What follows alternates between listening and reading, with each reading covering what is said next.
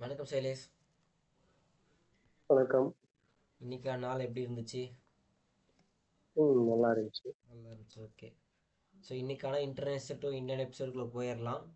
So இன்னைக்கு daily ம், news updates பார்க்க போகிறோம். ஸோ ம், ஃபஸ்ட்டு நியூஸாக வந்து பார்த்தா அப்படின்னா ஜம்மு காஷ்மீரில் இருந்து 262 யங் ஜென்ரேஷன் 262 பேர் வந்து ஆர்மியில் சேர்ந்துருக்காங்க. ஜேஏகே. ஜென்ரேஷனா? ம். யங்ஸ்டர்ஸ். யங்ஸ்டர்ஸ் சேர்ந்துருக்காங்க அவ்வளவுதானே? ஆமாப்பா, யங்கர் ஜென்ரேஷன் யங்ஸ்டர்ஸ் அப்படின்னு சொல்லலாம்ல. ம், இப்போ அந்த பர்டிகுலர் ஏரியாலேருந்து வந்திருக்காங்கன்றது ஃபர்ஸ்ட் டைம்.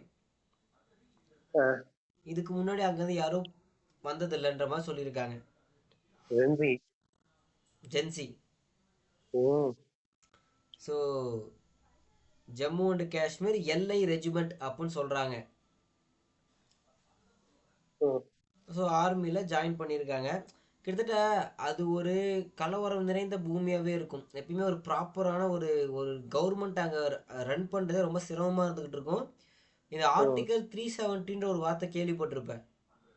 ம், அதை வந்து அது இருந்த வரைக்கும் ஒரு மாதிரி ஒரு ஒரு ரஃப்பான சுச்சுவேஷனாக தான் இருந்துச்சு. அந்த ஆர்டிகல் 370 தூக்குறதுக்கு அப்புறம் தான் அது இப்போ ஸ்டேட் கொடுக்கலாமான்னு யோசிச்சுட்டு இப்போது அது யூனியன் டெரிட்டரியாக வச்சுருக்காங்க. ம். அந்த யூனியன் டெரிட்டரி வந்து 262 யங்ஸ்டர்ஸ் வந்து இந்த மாதிரி ஆர்மியில் சேர்ந்தது ஒரு மிகப்பெரிய, ரொம்ப காலத்துக்கு அப்புறம் சேர்ந்த ஒரு மிகப்பெரிய அச்சீவ்மெண்ட்டாக பார்க்கப்படுது. ஏன்னா அங்கே மக்கள் ம், ஆர்மியை வந்து அலோவே பண்ண மாட்டாங்க. ஒரு ம். ஒரு மாதிரி மக்களுக்கும் ஆர்மிக்கும் நடுவில் ஒரு அண்ட்ரஸ்டாகவே இருக்கும் சுச்சுவேஷன். இப்போ அதெல்லாம் சுமூகமாகி ஒரு ஒரு அவங்க ஒரு இயல்பான நம்மள மாதிரி ஒரு இயல்பான வாழ்க்கைக்கு திரும்பிட்டு இருக்காங்க. ஸோ அப்படி ஒரு ஏரியாவில் வந்து இப்போ 262 பேர் வந்து ஆர்மியில் சேர்ந்தது ஒரு பாராட்டத்தக்க விஷயமா கருதப்படுது. ஓகே. நியூஸ் நம்பர் 2 என்ன அப்படின்னா, ஸ்ரீலங்காவில் திவாத் திவா அப்படின்னு சொல்லி ஒரு புயல் ஒன்று வந்து வீசியிருக்கு ரீசெண்டாக. பயங்கரமான, ம், இப்போ நம்ம சென்னை, இப்போ நமக்கு மழை வந்துச்சு இல்லையா 2 3 நாளா. சென்னையில் கூட நிறையா மலைகள் பொழிஞ்சதா வந்து நம்ம பார்க்குறோம். சேலத்தில் கூட வந்து பார்த்தீங்கன்னா நிறையா மோடமாக தான் இருக்குது, க்ளவுடியாக தான் இருக்குது, ப்ராப்பராக சன்லைட் இல்லை. ஏன் அதான் அப்படின்னா இந்த சேலத்துல ஒரே குளிரா இருக்கு அப்படிங்கிற மாதிரிலாம் நான் ரீல்ஸ் பார்த்துக்கிட்டு இருந்தேன். அது ஆமாம், டெம்பரேச்சர் ரொம்ப டவுனாக தான் இருக்குது, மக்கள் எல்லாருமே ஃபீல் பண்ணுறாங்க. ஓகே. இது எதோட விளைவுன்னு பார்த்தீங்கன்னா சைக்ளோன் திவா அப்படின்ற இந்த சைக்ளோனோட விளைவு தான். இது ஸ்ரீலங்காவை கடந்து வந்ததுனால ஸ்ரீலங்காவில் நிறைய டேமேஜ் ஏற்பட்டிருக்கு. அந்த டேமேஜ் ரிலீஃப் அண்ட் ரெஸ்கியூ ஆப்ரேஷன்ஸை இந்தியா பண்ணிக்கிட்டு இருக்காங்க. பட் ம், சைனாலேருந்து எந்த ரெஸ்பான்ஸும் இல்லை. சைனா வந்து என்னதான் அங்கே ஹார்பர் வச்சுருந்தாலும், அவங்களோட பல கப்பல்கள் வந்து அந்த அந்த ரீஜியனில் உலா வந்துட்டு இருந்தாலும், ஸ்ரீலங்காவில் இறங்கி அவங்களுக்கு ரிலீஃபோ ரெஸ்கியூவோ பண்ணுற ஆப்ரேஷன்ஸில் சைனா எந்த விதமான ஈடுபாடும் காட்டல. ஆ, ஸோ இந்தியாவோட ஆர்மி வந்து இறங்கி பண்ணிட்டு இருக்காங்க ரிலீஃப் அண்ட் ம், ரெஸ்கியூ ஆப்ரேஷன்ஸ். ம், ஸோ நம்மளோட எல்லை பாதுகாப்பு படையினருக்கு வாழ்த்துக்களை தெரிவிச்சுக்கலாம். ம், தேர்ட் நியூஸ் என்னன்னு பார்த்தா அப்படின்னா, ம். அவங்க ஒரேடியா இந்தியா கூடயே சேர்ந்துட்டாங்கன்னா பரவாயில்ல. மச் பெட்டராக இருக்கும், ஆனால் பண்ண மாட்டாங்க. பட் இன்னைக்கு என்னதான் பிரச்சனைன்னு தெரியல. நாம இன்னைக்கு இன்னொரு நாள் பேசுவோம் அதை பத்தி. ஏன் ஸ்ரீலங்காவுக்கும் நமக்கு ஒரே பிரச்சனையாவே இருக்கு அப்படின்னு. ஓகே பேசுவோம். இன்னைக்கு நிலவரப்படி இந்தியாவுக்கு சப்போர்ட் பண்ணுற வாய்ஸஸ் ஸ்ரீலங்காவோட பார்லிமெண்ட்டில் ஒலிக்க ஆரம்பிச்சிருக்கு. இது அந்த ஒரு ஸ்பார்க்காக இருக்கிற வாய்ஸு ஒரு ஸ்டேபிளான வாய்ஸாக மாறி அது ஒரு ரேப்பிட் ஃபயராக மாறி நமக்கு அகேன்ஸ்ட் நமக்கு சாதகமாக சாயறதுக்கு இன்னும் டைம் இருக்குது. ம். ஸோ சூன் அவங்களும் ரஷ்யா மாதிரி நம்ம பக்கத்தில் வருவாங்க நம்புவோம். அது மட்டும் நம்மளால் பண்ண முடியும். இல்ல, அது இதுக்கப்புறம் என்ன தான் தெரியும். ரஷ்யா மாதிரி? ரஷ்யா மாதிரி அதான், அது என்ன ரஷ்யா மாதிரி? பா விஆர், அதாவது ரஷ்யாவும் இந்தியாவும் உலகம் அறிஞ்சு நண்பர்கள். இப்போ 1970s இருந்து ஆ, அன்னிலிருந்து ஸ்டேஜ் பை ஸ்டேஜாக டெவலப்மெண்ட் வந்து நம்ம வந்து இன்னும் நெருக்கமாக்கிட்டு இருக்கோம். ம், ரஷ்யாவில் இந்தியாவை கம்பேர் பண்ணுறப்ப ரஷ்யா லேண்ட் மாஸ் பெருசு. பட் மக்கள் தொகை கம்பேர் பண்ணுறப்ப ரஷ்யாவோட இந்தியாவோட மக்கள் தொகை அதிகம். ஸோ அங்கே லேண்ட் அதிகமாக இருக்குது, இங்கே மக்கள் அதிகமாக இருக்காங்க. இதை பேலன்ஸ் பண்ணலாம். இன்னும் எந்த அளவுக்கு ரெண்டு நாடுகளும் ஒரு நாடுன்னு வராமல் தனித்தனி நாடாக இருந்தாலும் வேற்றுமைகளை வந்து மதிச்சும் ஒற்றுமைகளை கொண்டாடி நாடுகள் ஒற்றுமையாக இருந்துக்கிட்டு இருக்காங்க. ரெண்டாவது, அமெரிக்காவை அப்போஸ் பண்ணணுன்றதுல ரஷ்யா ரொம்ப காலமாக இருக்கா ஒரு ஆள். இப்போ இந்தியா வந்து யார் பக்கம் நிற்கிறாங்களோ அந்த சைடு ஜெயிச்சிரும் அப்படின்ற மாதிரியான ஒரு நிலைமை தான் இப்போ உலகத்தில் இருக்குது. அமெரிக்காவுக்கும் ரஷ்யாவுக்கும் ஆகாது. ரெண்டு பேருமே ஓரளவுக்கு டீசெண்டான பெரிய ஆட்கள் தான். இப்போ இவங்களுக்கு யார் கூட இருக்கப்போ பலம் இன்னும் அதிகமாகுது, இந்த கூட்டணியில் யார் வந்தால் பலம் அதிகமாகுதுன்னு பார்க்குறப்ப ரஷ்யா பக்கம் சைனாவும் இருக்கா, இந்தியாவும் இருக்குது. சைனாவும் இந்தியாவும் சேர்ந்தால் மட்டுமே உலகத்தில் 30% பாப்புலேஷன் நம்மளே கவர் பண்ணிடுவோம். ஸோ மற்ற எல்லா நாடுகளும் சேர்ந்தாதான் மற்ற 70%. இப்போ ரஷ்யா இந்த பக்கம் வந்துடுது, ஆப்பிரிக்கா இந்த பக்கம் வந்து நம்ம சைடு வந்துடுது. இவங்க எல்லாம் ஈஸ்ட் பக்கம் வர்றதுனால வெஸ்டோட இன்ஃப்ளூயன்ஸ் உலகத்தில் கம்மியாகிட்டே போய்கிட்டு இருக்கு.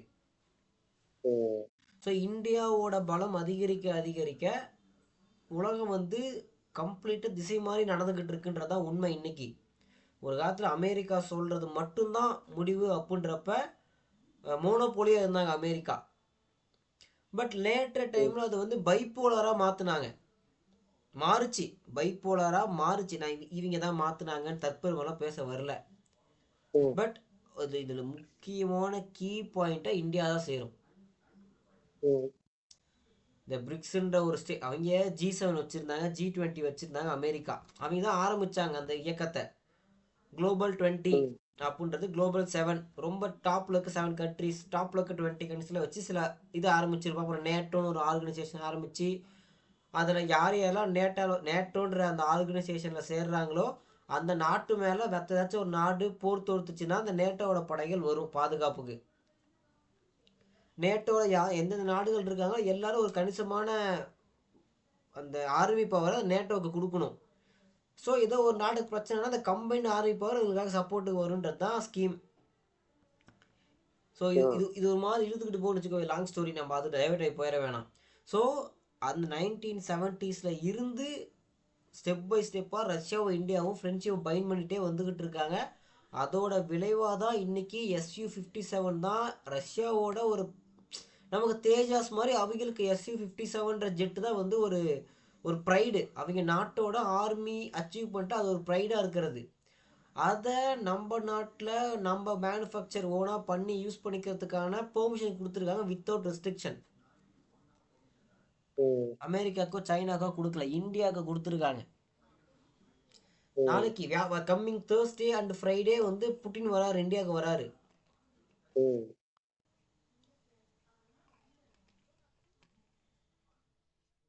ஸோ இது வந்து ஒரு இந்த அளவுக்கான ஒரு பைண்டிங் ஸ்ரீலங்கா வந்தாங்கன்னா ரெண்டு பேத்துக்குமே பெனிஃபிட் அது. ஸோ அதான் சொல்றாங்க, ரஷ்யா மாதிரி வந்தாங்கன்னா நமக்கு பெனிஃபிட் தான் அப்படின்னு.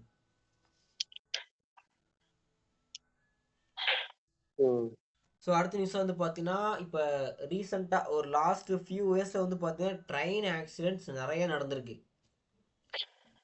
பொதுவாக ஒரு 10 வருஷத்தில் ஏதோ ரேராக ஒன்று நடக்கும். தொடர்ந்து 3 வருஷத்தில் ஒரு 3 இன்சிடெண்ட், 2 இன்சிடெண்ட், 3 இன்சிடெண்ட் அடுத்தடுத்து ஒரு 6 மாதம் 9 மாதம் இடைவெளியில் நடந்தது வந்து ஒரு மிகப்பெரிய வருத்தத்துக்குரிய விஷயம். நிறைய பேர் பாதிக்கப்பட்டிருக்காங்க, தவறுற மக்கள் இருக்காங்க, ரொம்ப வருத்தம் அளிக்கக்கூடிய விஷயம்தான். பட் இதை வந்து ரொம்ப காலம் மக்கள் வந்து இந்த கவாச் சிஸ்டத்தை வந்து இன்ஸ்டால் பண்ணிட்டா இந்த மாதிரி கொலிஷன் நடக்காது, ரெண்டு ட்ரெயின் மோதி ஆகிற ஆக்சிடென்ட்ஸை அவாய்ட் பண்ணலான்னு சொல்லி பேசிகிட்டே இருந்தாங்க. கவாச் சிஸ்டத்தை பற்றி நம்ம பேசியிருக்கோம். சோஃபார் சதர்ன் ரயில்வேஸில் ஒரு 1400+ கிலோமீட்டருக்கு அதை அமைச்சிருக்காங்க. நார்தர்ன் ரயில்வேஸில் வந்து பார்த்தா அப்படின்னா ஒரு 600+ கிலோமீட்டருக்கு அமைச்சிருக்காங்க. ஒரு ட்ரையாக இன்னும் ப்ராப்பர் ப்ரோட்டோடைப்பை தான் லான்ச் பண்ணியிருக்காங்க. ப்ராப்பர் டிவைஸ் இன்னும் அந்த 68,000 கிலோமீட்டர் ரயில் நெட்வொர்க் ஃபுல்லாக அமைக்கப்படல. அங்கங்கே பிட்ஸாக ட்ரையல் பார்த்துருக்காங்க. இது ஒரு பக்கம் இருக்க, ஹலோ, இது ஒரு பக்கம் இருக்க, இப்போ ஒரு ட்ரெயின் போய் ஆக்சிடெண்ட் ஆகுது அப்படின்னா எதன் காரணமாக அந்த ஆக்சிடெண்ட் ஆச்சு அப்படின்றதும் அந்த காரணத்தை எவ்வளோ சீக்கிரம் எந்த விதத்தில் சரி பண்ணியிருக்காங்க அப்படின்ற டீட்டெயிலையும் வித்தின் 90 டேஸ்க்குள்ளார அந்த பர்டிகுலர் ரயில்வே ஜோன்லேருந்து ரயில்வே மினிஸ்டருக்கு ரிப்போர்ட் சப்மிட் பண்ணணும். ஸோ என்ன பிரச்சனைன்னு கண்டுபிடிக்கணும். அந்த பிரச்சனையை வித்தின் 90 டேஸ்க்குள்ளே சரி பண்ணி அந்த சரி பண்ணதையும் சேர்த்து ரிப்போர்ட் பண்ணணும். ஸோ இதன் காரணமாக இதுக்கு முன்னாடி நடந்த பிரச்சனைகளோட எதனால பிரச்சனைகள் நடந்துச்சுன்றதை ஸ்டடி பண்ணி அந்த பிரச்சனைகளை சால்வ் பண்ணாங்கன்னா மேற்படி இந்த பிரச்சனைகள் நடக்காமல் இருக்கிறதுக்கோ இல்லை ஃப்யூச்சரில் ஒரு பிரச்சனை நடந்துச்சு அப்புறம் அந்த உடனே அந்த ஷார்ட் டைமில் 90 நாள் இது பெருசாக இருந்தாலும் பட் கண்டுக்காமல் டைம் லிமிட்டே இல்லாமல் சரி பண்ணாமே இருந்ததுக்கு அந்த 90 நாளுக்குள்ளார ரிசல்ட்டை கொடுத்துருக்கணும், ரிசல்ட்டை ரிப்போர்ட் பண்ணி சப்மிட் பண்ணணுன்றது வந்து ஒரு வரவேற்கத்தக்க விஷயமா இருக்குது. ஸோ ஃப்யூச்சரில் இந்த மாதிரி எடுக்கிற டைட்டாக ஃபாஸ்ட்டாக மூவ் பண்ணுற சொல்யூஷன்ஸ் வந்து நிறைய மக்கள் உயிரை பாதுகாக்கும்.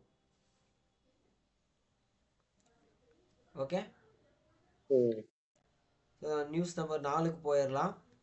இப்போ வாட்ஸ்அப் வந்து கடைசியாக நீ எப்போ ஓடிபி போட்டு லாகின் பண்ண? நானா ஓடிபி போட்டு லாகின் பண்ணேன்னா இன்னொரு டிவைஸ்ல கனெக்ட் பண்றதுக்காக சொல்றேன். ஸோ அது எப்போ? அது ஒரு போன வாரம் இருக்கும்னு நினைக்கிறேன். ஓகே, உன்னோட டிவைஸ்லேயே ஓடிபி போட்டு ஜாயின் பண்ணது எப்போ? என்னோட டிவைஸ்லையா? ஐ மீன் நீ கையில் வச்சிருக்க டிவைஸில்?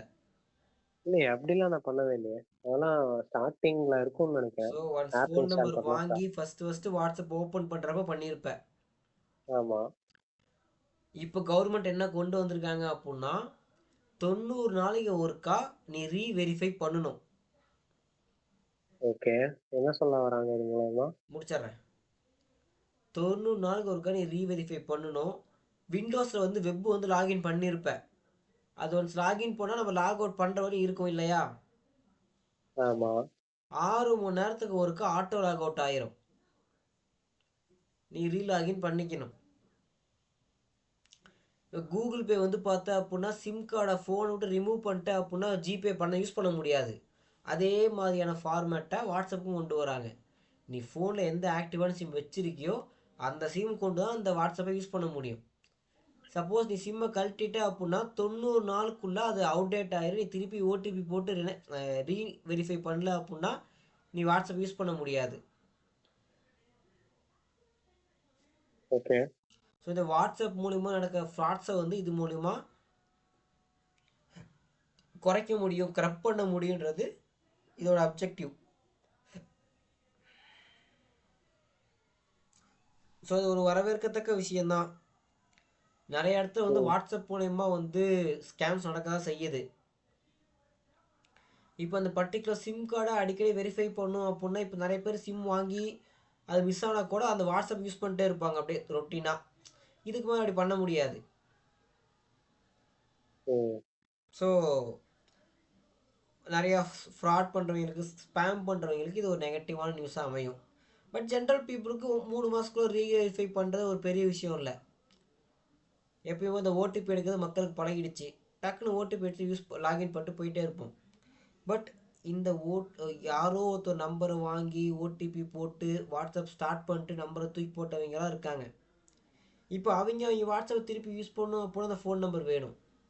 அப்போ அவங்க திருப்பி அந்த வாட்ஸ்அப் நம்பரை யூஸ் பண்ண முடியாது, அந்த வாட்ஸ்அப் அக்கௌண்ட் யூஸ் பண்ண முடியாது. ஸோ இது மூலயமா இந்த ஸ்பேம், டெரரிசம் இந்த மாதிரி விஷயத்தெல்லாம் கொஞ்சம் குறைக்கலாம், கண்காணிக்க முடியுன்றது தான் கவர்மெண்ட்டோட ஐடியாலஜி. ஒரு வரவேற்கத்தக்க விஷயம்தான். அடுத்து பார்த்தோம் அப்படின்னா இந்த சஞ்சார் சாதி அப்படின்னு சொல்லக்கூடிய ஒரு வெப்சைட், இந்த தொலைஞ்சி போன ஃபோனை கண்டுபிடிக்கிறதுக்கு, நம்ம பேரில் எத்தனை மொபைல் நம்பர் இருக்குன்றதை ஃபைன் பண்ணுறதுக்கு, இந்த மாதிரி விஷயத்துக்காக வந்து யூஸ் பண்ணக்கூடிய ஒரு வெப்சைட்டு. இதை வந்து இந்த வெப்சைட் மூலிமா 50,000க்கும் மேற்பட்ட மிஸ் ஆன ஃபோன்ஸை கண்டுபிடிச்சிருக்காங்க. 47 லட்சத்துக்கும் மேலான ஃபோன்ஸை வந்து பார்த்தா அப்படின்னா பிளாக் பண்ணியிருக்காங்க. மிஸ் ஆகி கிடைக்காத பட்சத்தில் அந்த ஃபோனையே IMEI நம்பர் வச்சு கவர்மெண்ட் அஃபிஷியல்ஸ் பிளாக் பண்ணியிருக்காங்க.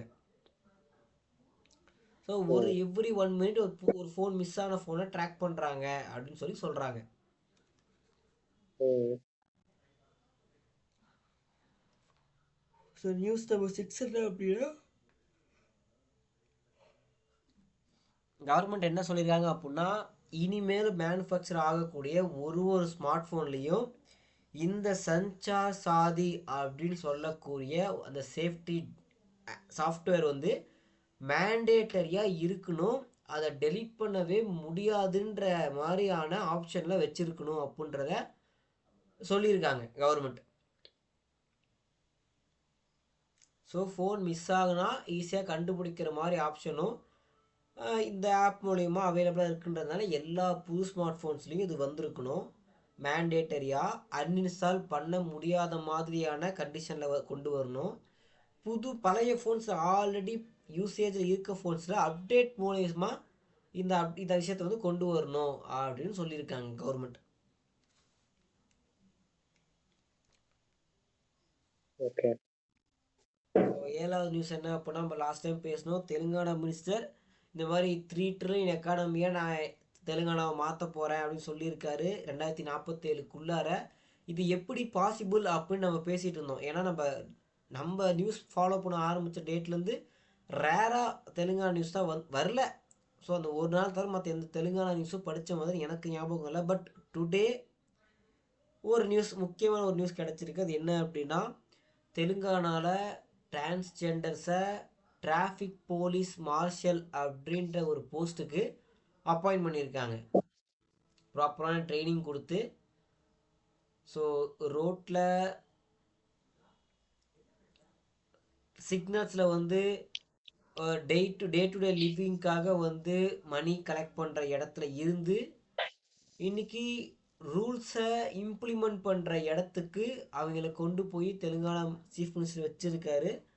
இது ஒரு இந்தியாவில் இது ஒரு மிகப்பெரிய விஷயம். இவர் தான் ஃபஸ்ட்டு சிஎம் இந்த மாதிரி ஒரு ஐடியாலஜியை, இந்த மாதிரி ஒரு ஸ்கீமை இம்ப்ளிமெண்ட் பண்ணது இவர் தான் ஃபஸ்ட்டு. ஸோ இவரை ஃபாலோ பண்ணி மற்ற சிஎம்ஸும் இந்த மாதிரி மக்களை கவர்மெண்ட்டோட ஒரு பார்ட்டாக மாற்றி அவங்களுக்கு வந்து வாழ்க்கையை முன்னேற்றத்துக்கு ஒரு வழி பண்ணி கொடுத்தாங்கன்னா ரொம்ப நல்லாயிருக்கும். ஸோ இன்றைக்கி இதுவும் ஒரு அருமையான நியூஸில் ஒன்று. என்ன பண்ணுவாங்க அவங்க? இப்போ டிராஃபிக் போலீஸ்பா. ஒரு டிராஃபிக் போலீஸ் என்ன இருக்கோ எல்லாமே ஆமா, டிராஃபிக் போலீஸை கண்ட்ரோல் பண்ற இடத்துல அவங்க இருக்காங்க. டிராஃபிக்கை கண்ட்ரோல் பண்ற இடத்துல இருக்காங்கன்னு வச்சுக்கோவேன். ஸோ இவங்களுக்கு ட்ரைனிங் எப்படிலாம் இருக்குது, எக்ஸாம்ஸ் இருக்கா, இதெல்லாம் ஒரு பக்கம். பட் டிரான்ஸ்ஜெண்டர்ஸை ட்ரைனிங் கொடுத்து இங்கே கொண்டு வராங்க. தியரிட்டிக்கல் எக்ஸாம்ஸ் இருக்கா இல்லையான்றால கிளாரிஃபிகேஷன்ஸ் கிடைக்கல. பட் இது வந்து த்ரூ ட்ரைனிங் கொடுத்து அட்லீஸ்ட் ஒரு சுப்பீரியர் ஒருத்தர் இருப்பார், ஒரு இத்தனை ஏரியாவுக்கு ஒரு சுப்பீரியர் இருப்பார். சின்ன சின்ன டிராஃபிக் சிக்னல்ஸில் இவங்களை போஸ்ட் பண்ணி அங்கே ஒரு பெருசாக டிராஃபிக்காக இவங்க யூனிஃபார்மில் மெயின்டைன் பண்ணாலே போதும். இவங்க துச்சமாக மதித்த ஆட்கள் அவங்களோட யூனிஃபார்முக்காக அவங்களுக்கு மதிக்க ஆரம்பிப்பாங்க. ஸோ சமுதாயத்தில் ஈக்குவாலிட்டி அப்படின்றது அவங்களுக்கும் கிடைக்கும் அப்படின்றது அதோட objective, take away. So news number 8 என்ன அப்படின்னா, பங்கஜ் மித்தால் அப்படின்னு சொல்லக்கூடிய ஒரு ஜஸ்டிஸ், ஒரு ஜட்ஜ், அவர் வந்து ஒரு கருத்து தெரிவிச்சிருக்காரு. என்ன தெரிவிச்சிருக்காரு அப்படின்னா, reservation should be for only the first generation, not for the next அப்படின்னு சொல்லியிருக்காரு. Reservation should be for only the first generation, not for next. என்ன சொல்லியிருக்காரு? அதான் இப்ப அந்த முதல் பட்டதாரிக்கு கொடுக்குறோம் இல்லையா, அந்த மாதிரி ஃபர்ஸ்ட் டைம் உங்க ஜெனரேஷன்லயே இதுதான் நடக்க போகுது அப்படின்னா அப்ப அவங்களுக்கு வந்து சலுகைகளோ எதுவோ ரிசர்வேஷன்ன்றது ஒரு குடும்பத்துல ஃபர்ஸ்ட் டாக்டர்னா அவனுக்கு கிடைக்கணும், அவன் பையனுக்கு ரிசர்வேஷன் கிடைக்க கூடாது அப்படின்னு சொல்றாரு. கரெக்ட். ஆக்சுவலி இதெல்லாம் வந்து இவங்க வந்து முன்னாடியே வந்து இதெல்லாம் பேசி இம்ப்ளிமெண்ட் பண்ணி இருந்திருக்கணும். இதுதான் ரொம்ப லேட்டு. ஸோ நம்ம கிரீமி நான் கிரீமி பார்த்தோம். Creamy layer first generation doctor ஆயிட்டாரு. பட் அவரு பையனும் அந்த ரிசர்வேஷனை பயன்படுத்தி செகண்ட் ஜெனரேஷன் டாக்டர் ஆக ட்ரை பண்ணுறாங்க. இப்படி ஒரு கிருமி நான் 75 கிருமின்னு வருஷத்துக்கு பிரிச்சு 75 வருஷத்துக்கு இப்படி கழிச்சு இப்பதான் யோசிக்கிறாங்க இப்படி. ஆமா. பட் இட்ஸ் நெவர் பரவாயில்ல, டூ லேட். இப்பயாவது யோசிச்சாங்க. இன்னைக்காச்சும் அது கொண்டு வராங்களே அதான் நான் பார்க்கணும். கண்டிப்பா கண்டிப்பா. ஓகே, நம்ம நியூஸ் நம்பர் 9க்கு போகலாம். மும்பைக்கும் அகமதாபாத்துக்கும் புல்லட் ட்ரெயின் லே பண்ண போகிறதா பார்த்துருந்தோம். அந்த ப்ராஜெக்டில் வந்து பார்த்தீங்கன்னா 50% ஆஃப் ஃபிசிக்கல் ப்ராசஸ் வந்து கம்ப்ளீட் ஆகிடுச்சு. ஸோ மீதி இன்னும் 45% சீக்கிரமே கம்ப்ளீட் ஆகிரும். 2027க்குள்ளார நம்ம இதை லான்ச் பண்ணுறதை பார்க்கலாம். ஸோ இந்தியாவோட ஃபஸ்ட்டு புல்லட் ட்ரெயினாக இருக்கும். ஸோ நியூஸ் நம்பர் 10 என்ன அப்படின்னா, பாகிஸ்தான் பார்டரை ஒட்டி ஒரு ரயில்வே லைன் வந்து அமைக்கிறாங்க. மிலிட்ரியோட ஃபாஸ்ட்டு மொபிலிட்டிக்காக. பாகிஸ்தானா வெஸ்ட் சைடு வரும், ராஜஸ்தான் பஞ்சாப் அந்த பார்டர் பக்கமாக ஒரு ரயில்வே லைன் வந்து புதுசாக பில்ட் பண்ணுறாங்க. மிலிட்ரி ஃபாஸ்டர் மூமெண்ட்ஸ் மிலிட்ரிக்கு கொடுக்கணும் அப்படின்றதுக்காக. ஸோ நியூஸ் நம்பர் 11 என்ன அப்படின்னா, சதர்ன் ரயில்வேஸில் மோஸ்ட்லி ரயில்வேஸில் பார்த்தா அப்படின்னா ஏசி கோச்சுக்கு மட்டும்தான் பில்லோவும் பெட்ஷீட்டும் ப்ரொவைட் பண்ணுவாங்க. பட் ஃப்ரம் ஜனவரி 1, 2026 இருந்து சதர்ன் ரயில்வேஸில் நான் ஏசி ஸ்லீப்பர் கோச்சுக்குமே தலைவாணியும் பெட்ஷீட்டும் ப்ரொவைட் பண்ண இருக்காங்க.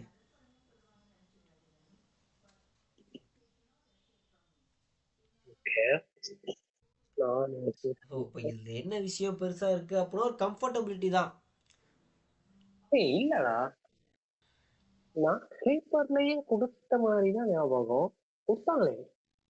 இல்லை ஏசிக்கு மட்டும் தான் கொடுத்துருக்காங்க. இப்போ நான் ஏசிக்கு ஜான் 1ல தான் சதர்ன் ரயில்வேஸை கொடுக்கறதா சொல்லியிருக்காங்க. இல்லையே, ரீசெண்டா கூட திருச்சிக்கு போயிட்டு வந்தேன். அப்ப ஸ்லீப்பர்ல வரும்போது இருந்துச்சு, பெட்ஷீட் இருந்துச்சு. மேபி இது ஸ்கீமோட ட்ரையலாக கூட அது இருந்திருக்கலாம். பட் நான் ஃபியூ மோர் டைம்ஸ் சென்னை ஸ்லீப்பரில் வந்திருக்கேன். பட் எனக்கு அந்த மாதிரி கிடச்சதில்ல. நான் ஓனாக எங்கள் வீட்டுலேருந்து பெட்ஷீட் கொண்டு வருவேன். ஸோ அங்கே எதுவும் பெட்ஷீட் இருக்காது. பட் இப்போ நீ நிறைய டைம் ஸ்லீப்பரில் போயிருக்கே தெரியல. பட் நீ போனப்போ உனக்கு பெட்ஷீட் கொடுத்துருக்காங்க. அது ட்ரையலாக கூட இருந்திருக்கலாம். ஆமா, அது இப்போ ரீசெண்ட் தான். ஸோ இதை கூட நம்ம ரிலேட் பண்ணி ஒரு பார்க்குறப்ப மாசம் கூட ட்ரையலாக கூட இருக்காது. கண்டக்ட் பண்ணியிருந்துருக்கலாம்.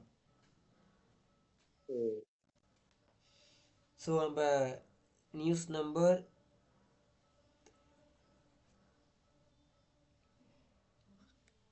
12க்கு போகலாம்.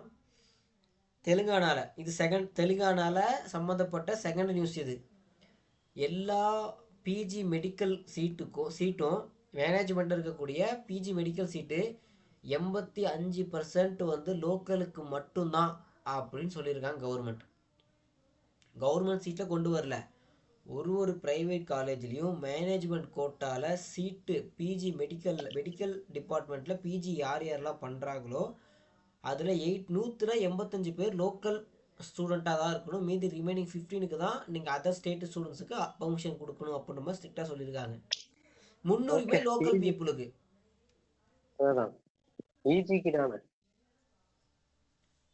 ஓகே, ஸோ இது அதுலேயாச்சும் வந்திருக்கு. மேபி ஃபியூச்சரில் எவ்வளோ டிவைட் ஆகுதுன்னு பார்ப்போம். இல்ல அதாவது பிஜி வந்து அந்தந்த ஊர்ல இருக்க காலேஜஸ்லயே படிச்சுக்கிறது தான் நல்லது. ஆனா இதுக்கோசரம் அவங்க 2 வருஷம் இன்னொரு மறுபடியும் தனியா போகணும். ஓகே, அடுத்த நியூஸ் என்ன அப்படின்னா நியூஸ் நம்பர் 13. யூபியில் 2047க்குள்ளார யூபி ஃபுல்லாக 1575 கிலோமீட்டருக்கு மெட்ரோ பிளான்ஸ் வந்து பிளான் பண்ணியிருக்காங்க. ஸோ 2047 விக்சித் பாரத்தை நம்ம அட்டைன் பண்ணியிருப்போன்றது கோல். ஸோ அந்த கோல்குள்ள தெலுங்கானா 3 ட்ரில்லியன் எக்கானமியாக வருவோம்னு சொல்லியிருக்காங்க. யூபி வந்து 1575 கிலோமீட்டருக்கான மெட்ரோ ட்ரெயின் அவைலபிலிட்டியை கொண்டு வர போகிறதா சொல்லியிருக்காங்க. நியூஸ் நம்பர் 14 என்ன அப்படின்னா, இந்தியாவோட largest skywalk, glass skywalk, அது வந்து பார்த்தீங்கன்னா வைசாக்ல ஓப்பன் பண்ணியிருக்காங்க. இந்த மலைக்கு மேலே கண்ணாடி ஃபுட்பாத்தே கண்ணாடியில் போட்டிருப்பாங்க இல்லையா, ஆமா.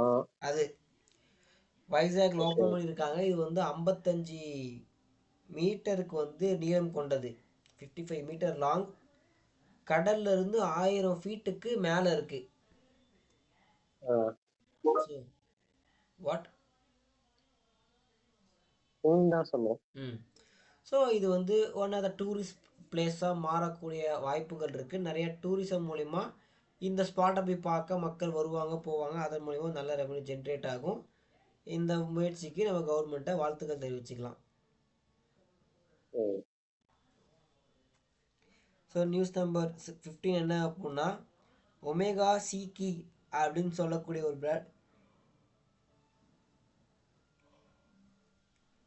பிராண்ட் என்ன பண்ணுறாங்க அப்படின்னா, இந்தியாவோட ஃபஸ்ட்டு அட்டானமஸ் எலக்ட்ரிக் கார்கோ 3 வீலரை வந்து லான்ச் பண்ணியிருக்காங்க. Automatic wheeler auto electric cargo autonomous, தானாக சிந்திக்கக்கூடிய அட்டானமஸ். ஓ, எலக்ட்ரிக் கார்கோ 3 வீலர் 4.15 லேக்.